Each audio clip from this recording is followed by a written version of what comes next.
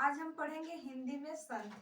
हिंदी में संधि की परिभाषा क्या होती है, संधि के कितने भेद होते हैं, संधि का प्रकार कितना होता है। आज हम हिंदी में पढ़ने जा रहे हैं संधि। संधि का शाब्दिक अर्थ क्या होता है। अगर कोई आपसे पूछ ले कि संधि का शाब्दिक अर्थ क्या होता है तो आप बताएंगे मेल या जोड़। मेल या जोड़, यानी कि यही हुआ हमारे संधि का शाब्दिक अर्थ। अगर इन्हीं के दो इनकी परिभाषा है, परिभाषा दो वर्णों के सार्थक मेल को हम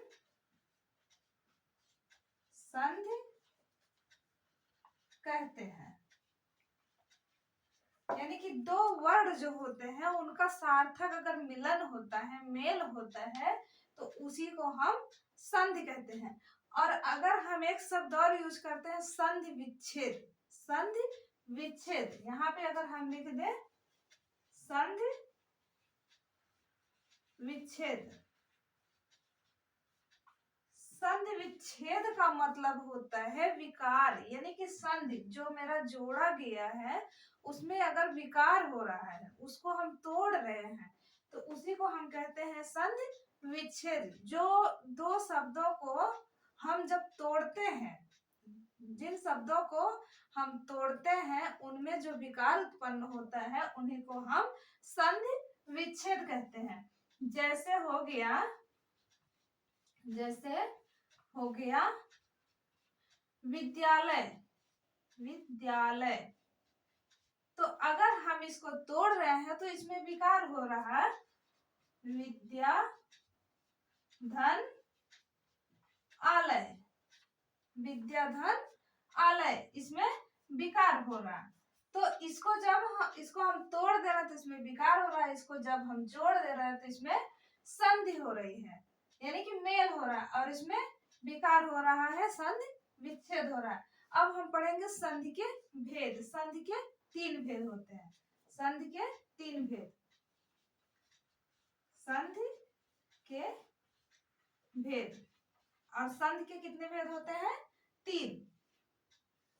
पहला हो गया स्वर संधि, स्वर संधि, और दूसरा हो गया व्यंजन संधि, व्यंजन संधि, तीसरा हो गया विसर्ग संधि, विसर्ग संधि।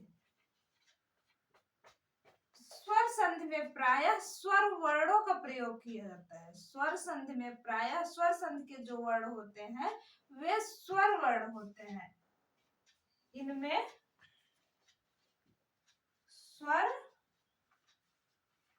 वर्णों का ही प्रयोग होता है। और व्यंजन संधि में प्रायः, व्यंजन संधि में, व्यंजन संधि में व्यंजन वर्णों का प्रयोग होता है। और विसर्ग संधि में प्रायः, विसर्ग संधि में प्रायः विसर्ग का प्रयोग होता है। विसर्ग संधि में प्रायः विसर्ग का, विसर्ग का प्रयोग होता है।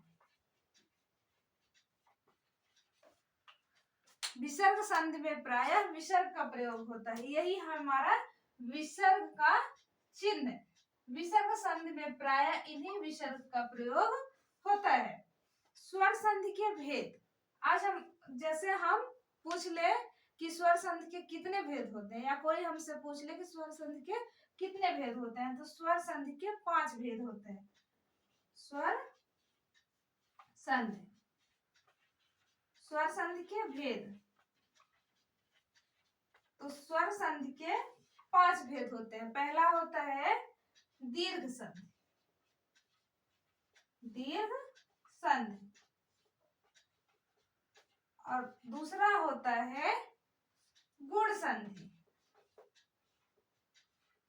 गुण संधि, और तीसरा होता है यण संधि, यण संधि। चौथा होता है वृद्ध संधि,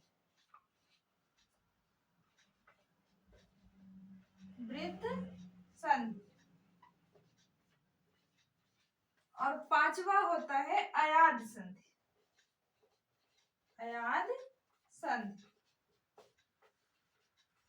ये हमारे हुए स्वर संधि के भेद। स्वर संधि के 5 भेद होते हैं। पहला होता है दीर्घ संधि, दूसरा गुण संधि, तीसरा यण संधि, चौथा वृद्ध संधि, और पांचवा अयाद संधि। इसमें से जैसे अगर हम पढ़े दीर्घ संधि, हम पढ़े दीर्घ संधि, तो यहाँ दीर्घ, दीर्घ का मतलब ही होता है कि बड़ा, दीर्घ का मतलब ही होता है बड़ा, यानी कि जिसमें केवल बड़ी ई की मात्रा का प्रयोग हो, बड़ी ई की मात्रा का प्रयोग हो, उन्हें हम दीर्घ संधि कहते हैं। इसका एक सूत्र होता है अकह सवर्णे दीर्घ।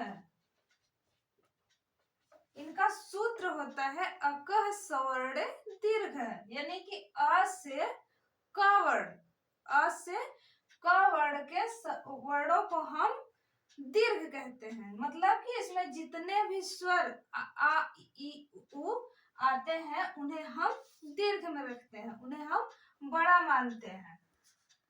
इसमें एक इसकी परिभाषा है, यदि आ इ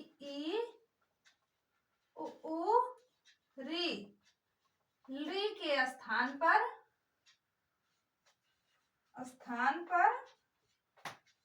यदि ह्रस्व या दीर्घ स्वर, ह्रस्व या दीर्घ स्वर आता है तो दोनों का दीर्घ हो जाता है। इसमें दोनों का दीर्घ हो जाता है, हो जाता है। जैसे जैसे हुआ, जैसे विद्यालय, विद्यालय, इसमें हम अगर तोड़े विद्या, विद्याधन आलय, तो इसमें दीर्घ आ प्लस दीर्घ आ बराबर आ बन गया। तो ये हमारा दीर्घ दीर्घ हुआ, फिर भी दीर्घ हो गया। अगर ह्रस्व के स्थान पर दीर्घ आता फिर भी दीर्घ होता, अगर दीर्घ के स्थान पर ह्रस्व आता फिर भी दीर्घ होता। ये हमारे हुए दीर्घ संधि की परिभाषा, उदाहरण, व्याख्या।